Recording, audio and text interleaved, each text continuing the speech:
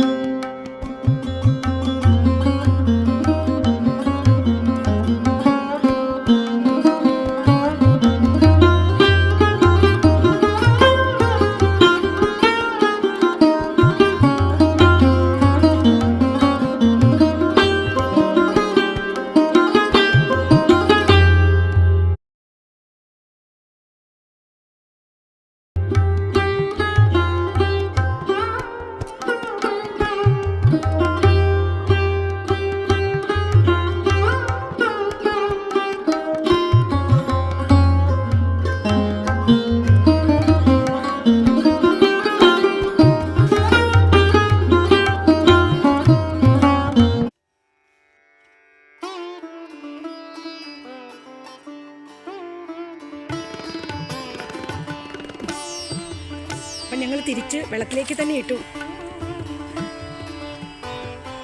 അപ്പം ഞാൻ കൊച്ചി രാജാവിൻ്റെ അടുത്തുണ്ട്. ഹായ് ഫ്രണ്ട്സ്, ഞാനിപ്പോൾ ഒരു ക്രൂസിൻ്റെ അകത്താണ്.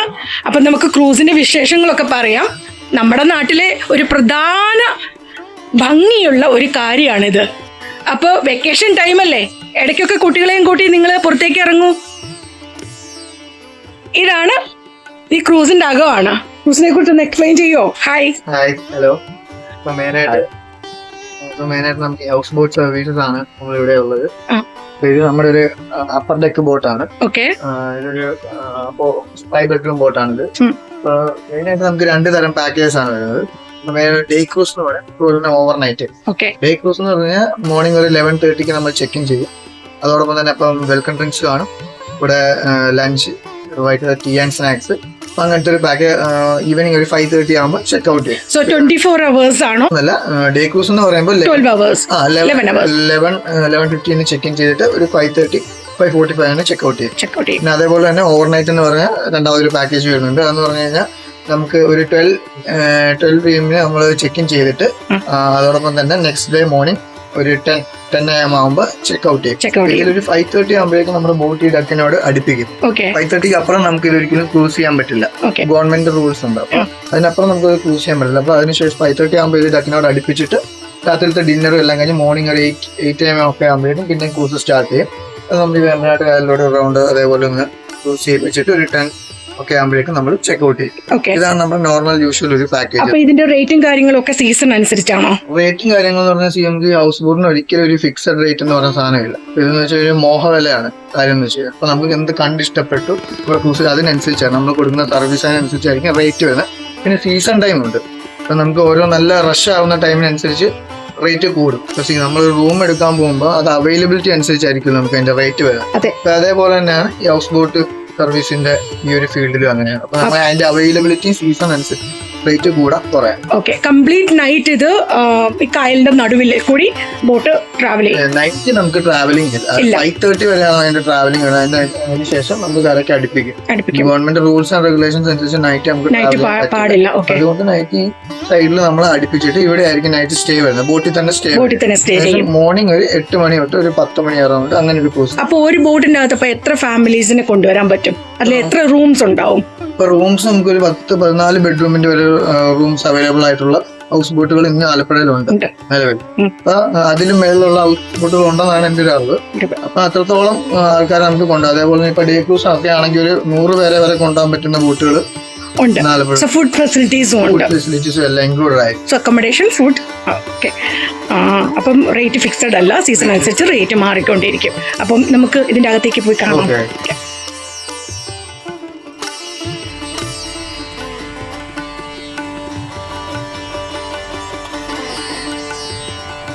എല്ലാ സൗകര്യവും ഇതിന്റെ അകത്തുണ്ട്. വരുന്നവരെല്ലാം വന്നോളൂ, കാണണ്ടേ കാഴ്ചകൾ. നമ്മുടെ കേരളത്തിന്റെ ടൂറിസത്തെ കുറിച്ച് കൂടുതലായിട്ട് അറിയണ്ടേ, വെറുതെ ഇരിക്കുകയല്ലേ.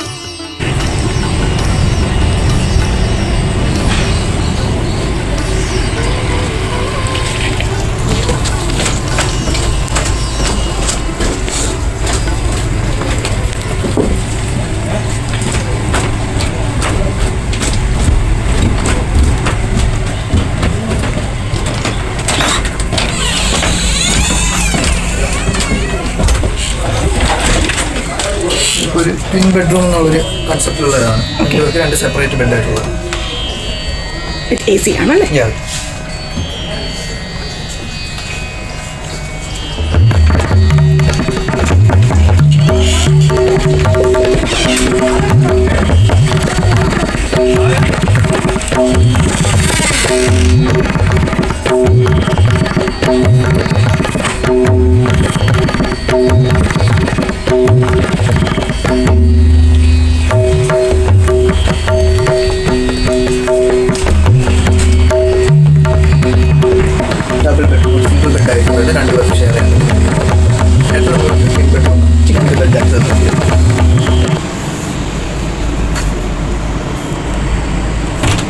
അറ്റാച്ച്ഡ് ബാത്റൂം എല്ലാ റൂമിലും.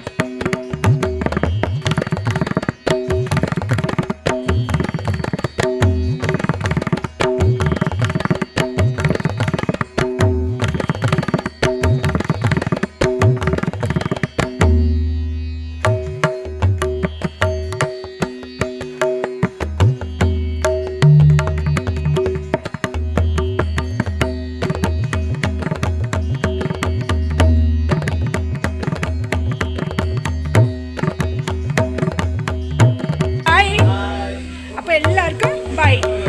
അപ്പോൾ വിസിറ്റ് ചെയ്യുക, ലൈക്ക്, സബ്സ്ക്രൈബ്, ഷെയർ.